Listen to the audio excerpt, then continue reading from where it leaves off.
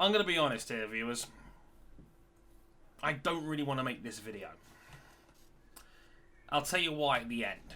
But you're just going to have to bear with me for a little bit on this one. But it is an intriguing subject, but there's a big old reason, as an elephant in the room, as to why I'm not particularly keen on this. I'll promise you, I'll get to the reason at the end. But this is an interesting one that I felt like was worth talking about. It's the Codemasters, the makers of the Formula 1 video game series. The last 3 days or so, they've been releasing a rating system for their new upcoming mode, MyTeam. For those guys that don't know, when Formula 1 2020 comes out in July, there's going to be a new game mode in it called MyTeam. You will take the 11th team spot on the grid, get to create your own car, your own livery, and you get to race alongside a teammate of your choice. You're not only managing your team, you're managing your car, facilities, the whole shebang, basically. And for the first time, I think, ever in a Formula 1 game, the drivers have been rated on a 99-point scale, very similar to FIFA, MLB The Show, Madden, most sports games franchises these days. I can't remember this ever happening in an F1 game before, right? So to give it some context, here's what Codemasters have put on Formula 1's official website. Quote, the drivers, including those in the Formula 2 category, are scored from 1 to 99 across 4 categories: experience, racecraft, awareness, and pace, with those scores based on real-world data. The scores the drivers are given will then reflect their on-track performances in the game, as well as helping players unlock certain features and technical upgrades. So what categories are these drivers scored on? Experience. A higher experience score will help players collect a greater number of resource points used in the game to buy car upgrades. Racecraft. A higher racecraft score allows the driver to unleash more effective overtakes. Awareness means a driver is less likely to lose control of their car when the going gets tough. And pace, quite simply, the higher the pace score, the more rapid a driver will be throughout the race. And over the next 3 days, they unveiled the ratings team by team for all the drivers that are in the game. Now, numbers can often be overwhelming, and numbers are interesting. One of my favourite quotes of all time is, there are 3 types of lies in life: lies, damned lies, and statistics. And here is one of those occasions, because you can make these numbers tell whatever story you want to tell. Now, I thought the way they presented these were confusing, to say the least. So I broke it down into a more easy to digest factor. I put their overalls in order from top to bottom, and all their individual categories in order. So I'm going to try and break it down a little bit to give you guys a heads up of what's coming, assuming these ratings will be final when the game comes out in July. Now, most obvious observation on overalls: Lewis Hamilton is 4 points higher than everybody else. He's got a 94 overall rating. Then it's interestingly, it's Bottas second. It's Bottas and Verstappen joint second on 90 each, Vettel on 89, and then Kimi Räikkönen is 5th on 87. And I think I know why that is later, because Cody's have not revealed precisely how they came up with these ratings. They said they used real-world data and a lot of maths. Now, I don't know how they came up with the weighted averages to get to these numbers. It's a lot like FIFA.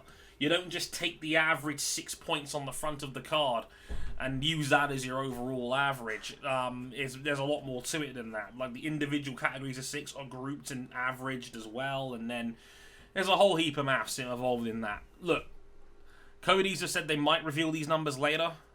I don't think they will, because as I've mentioned before, no one really wants to know how the sausage is made. It's a phrase I've used a lot on this show, and it's relevant to Formula 1 an awful lot. This is a trip to the sausage factory, if you get my drift. But yeah, Hamilton's 94, Bottas and Verstappen are 90, Vettel 89, then you got Raikkonen and Ricciardo both 87, Leclerc 86. I mean, I'm going to be honest, I look at the overall list and I don't have too many problems with it, to be honest with you. Like, I think it's about right. Should Hamilton be 4 points better than everybody else? Yes. He's been the best driver in the sport, and he's had arguably the best 6-year run in the history of Formula 1. He's won 5 championships in the last 6 years, and he's won something like 60 Grand Prix. Like, he's averaged 10 wins a year in the hybrid era. Like, For a driver to have one 10-win season is bonkers. To have, like, 5 out of the last 6 is unlike anything we've ever seen. So yeah, Hamilton, by a mile, should be number 1. Bottas probably shouldn't be as high as 90. But I know why they've got Bottas that high. And I'll tell you why later. Vettel at 89, yeah, probably about right. He's been a bit sloppy for the last year and a half.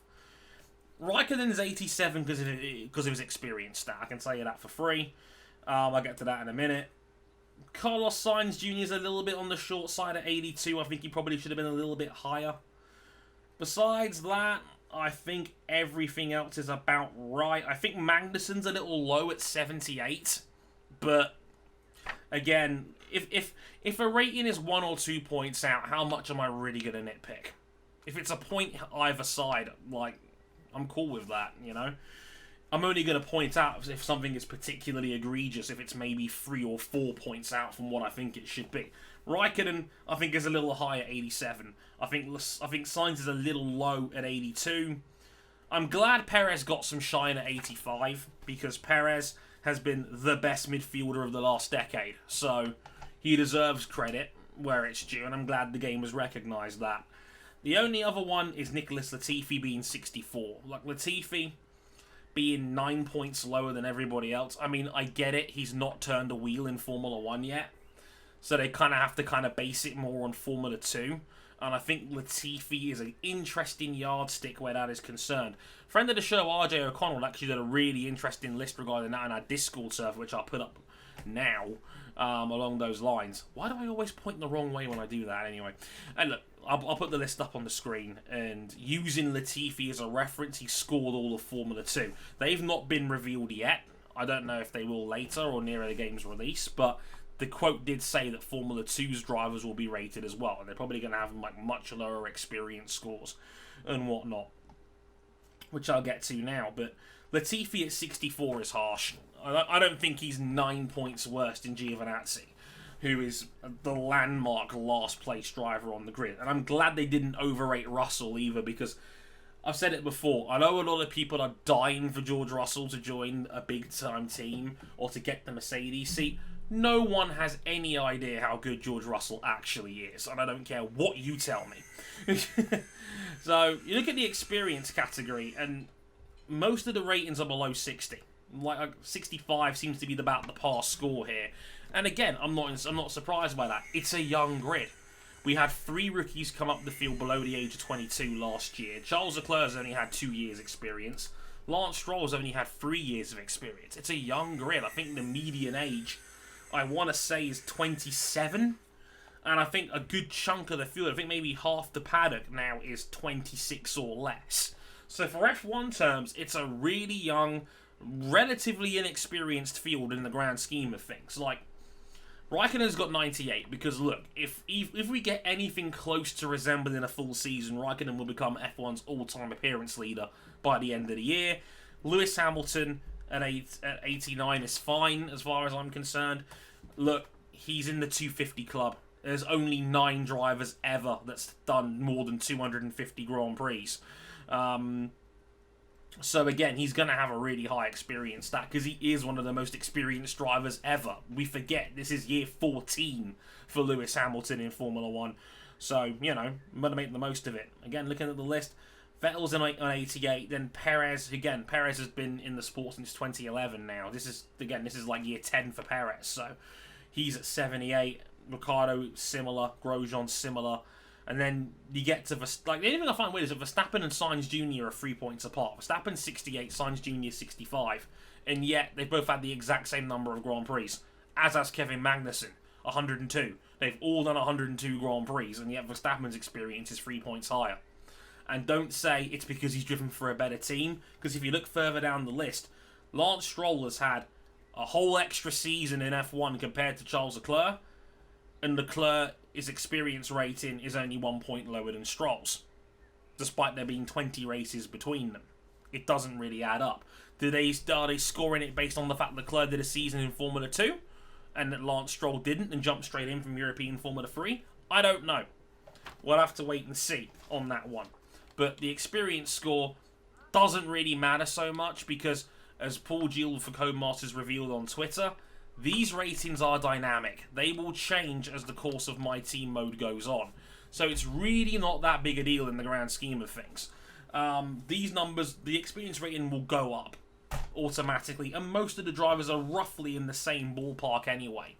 So I'm not so fussed by the experience rate, and I think the other three splits are more interesting.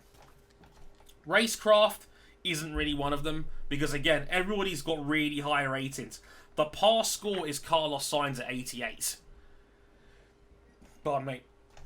Everybody else is really high. Like, Verstappen's got the highest here at 94, so you can overtake a little bit better, but like, it doesn't really drop off until you get to Raikkonen, and Raikkonen's like 15th here on an 84 rating for Racecraft. Like, you've got a bunch of dudes who roughly have the same score. Verstappen, Hamilton, Leclerc 92, Perez 91, Ricciardo 90. Esteban Ocon with a 90 Racecraft stat. Did anybody ever remember Ocon as a master overtaker? Because I sure as hell didn't. I thought that was interesting. Ocon at 90. Are they basing that on the fact that he went so many races without retiring at the start of his career? I think it was 26, 27 races at the start of his career before he had his first DNF. And even then, surely that would apply more to awareness rather than racecraft. The last memorable highlight of Ocon's career was his clash with Max Verstappen that almost led to a fist fight. But yet, he's got a 90 racecraft stat. I do find that quite funny. But yeah, the racecraft stat is arguably the least important of the lot because all of them have really good racecraft ratings. Like 88 is like the minimum here. So I think if you're going to skimp on a category, racecraft is probably the one where you can compromise a little bit more. Awareness is interesting. Valtteri Bottas has got a 99 rating for awareness, so he's the driver least likely to make a mistake. He's F1's new Iceman.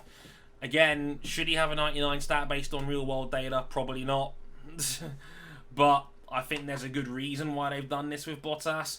I think they've done it to try and make him a viable option instead of just picking Verstappen. Because they both have the same rating, they're both rated 90. But the key difference is that Verstappen's more built around pace and racecraft. Bottas is the driver that's not going to make a mistake because Verstappen's awareness rating's only 84. He's 15 points worse.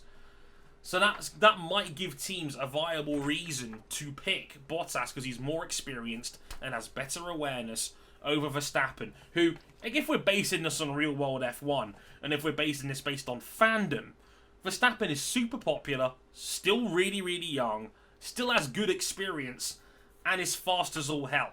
Bottas is not getting a prayer against Verstappen in any context here. So at least they've given him one busted stat to give that might make fans of the game reconsider from a gameplay standpoint. Hamilton 95, no real surprise there. Raikkonen the experience on with a 91 awareness. They made Raikkonen super good. I really think that's interesting. But is he going to retire anytime soon? Are they going to factor in retirements into this mode? Because Raikkonen's 40 this year, by all accounts. He's not going to be in F1 for another 10 seasons like you can do in this game mode. So is he going to be replaced for someone younger that's down the road at some point? I'd love to know that.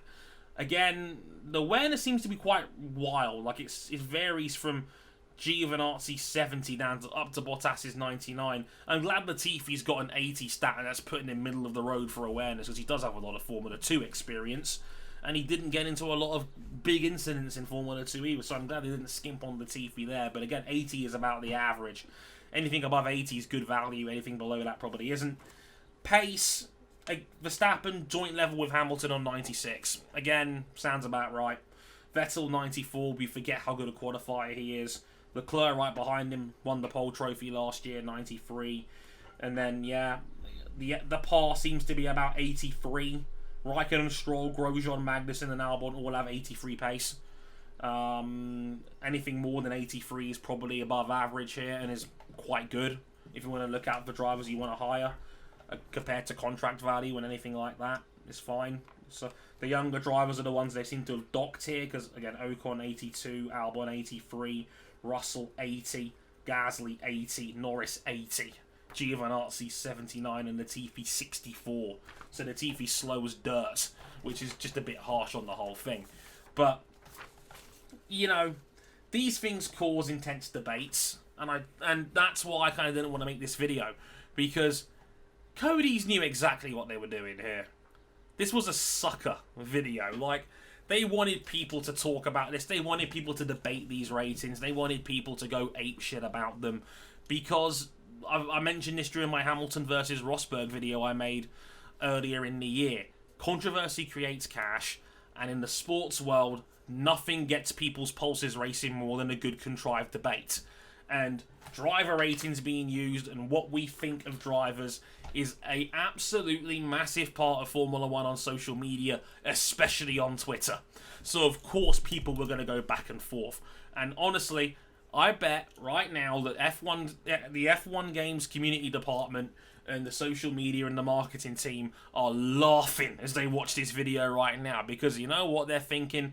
They'll be to quote Conor McGregor, they're going to pull out the red panties, get out a good glass of wine, and live it up, because this, for them, it's mission accomplished. They got a ton of people to talk about their game coming out next month, because the Cody's cycle of releasing F1 games has been prevalent. I've been in this space for nearly 10 years, and I've seen it happen every time.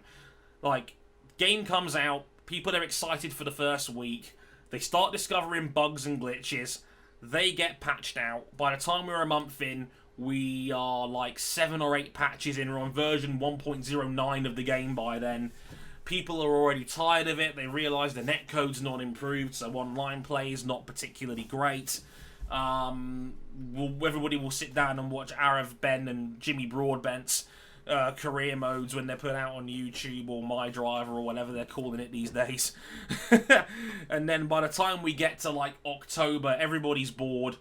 The game's been rinsed to death, and we start doing wish lists for what we want to see in F1 2021, or basically F1 game insert current year +1 here, basically. And then that wish list will come up.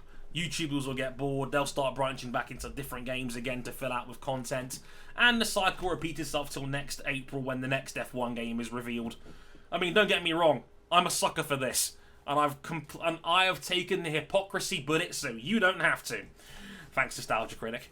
But I took a bullet here so you didn't have to on this occasion, and I openly admit an air of hypocrisy. I spoke from a privileged position on this because I was lucky enough to get copies of the game early, and I had freebies from the guys in the studio at times before because I had friends in the right places.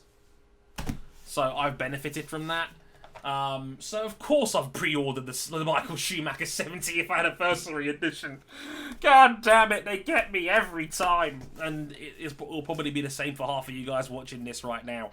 Which is why I almost didn't want to make this video, because I've fallen into the trap that Cody's want. They want people to talk about this shit. And here we are. Here's some of that sausage.